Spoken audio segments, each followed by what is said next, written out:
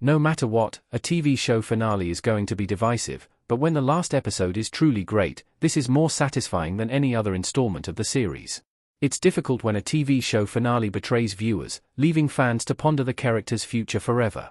When done right, the last episode re-established the best parts of the series that kept viewers watching for many years.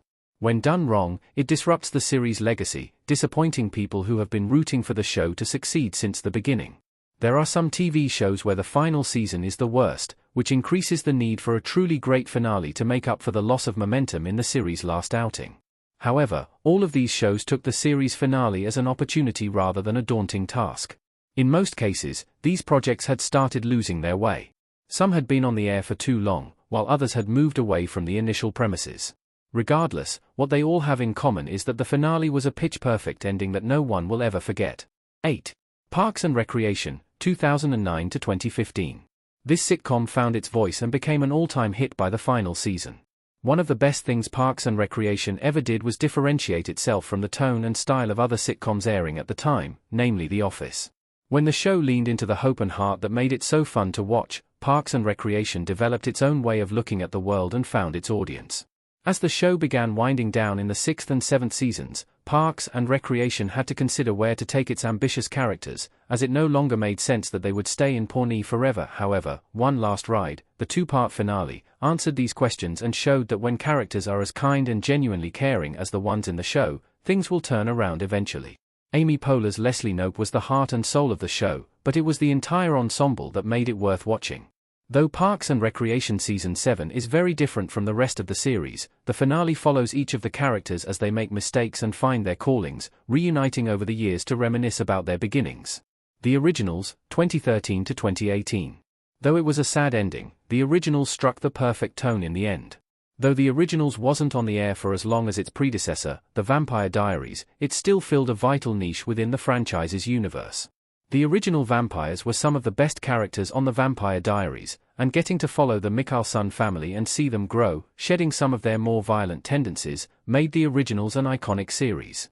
However, due to the family's legacy of murder and mayhem, especially Klaus, Joseph Morgan, there was only one way When the Saints Go Marching In could have ended. After many years of redemption, Klaus and his brother Elijah, Daniel Gillies, make the ultimate sacrifice, but it feels fitting for the show. One of the reasons the spin-off was so popular was because The Originals repeated The Vampire Diaries' greatest strength of making the villains compelling characters. Fortunately, The Originals left the door open for Legacies, the other spin-off in the TVD universe, and proved that audiences still want to get swept away by the supernatural world of the story. Cheers, 1982 to 1993. Diane returns, and Cheers acknowledges the impact it had on television. As the show credited with popularizing the iconic will they won't they romantic dynamic on television, it was only fair that Cheers brought back Diane, Shelley Long, one last time to spar with Sam, Ted Danson. Sitcom series finales are also difficult, as the shows are more episodic and stay away from more serious topics unless it's a very special episode. However, the finale of Cheers, One for the Road, definitely qualified as a series installment to take seriously. Cheers finds the right balance between moving on and sticking by your family in the final episode. Diane had exited the series many years earlier in Season 5, shaking up the structure and premise of the series. However, Cheers remained popular without her, even though Sam was still carrying a torch for his lost love. One for the Road examines this, asking if Sam would be better off leaving the bar and striking out on a new adventure. However, Cheers stays true to its original purpose in the final moments, driving home the importance of having a place where everybody knows your name.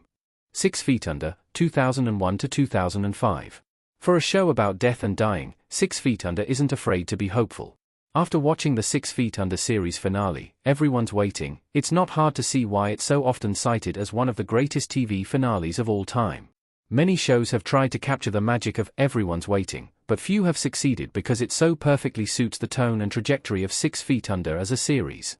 As 6 Feet Under drew to a close, the 5th and final season was a highlight as a whole, as it recentered and refocused the show's purpose. After spending years watching the Fisher family handle the deaths of others, Everyone's Waiting takes the audience through the rest of the characters lives up until their final moments. It's sad but not devastating, as the message of the finale is that each character has a full life ahead of them and that their journey has just started. While each character makes big decisions in the series finale, it's Claire, Lauren Ambrose, who the series sticks with until the end, as the youngest Fisher with the most to find out about her future.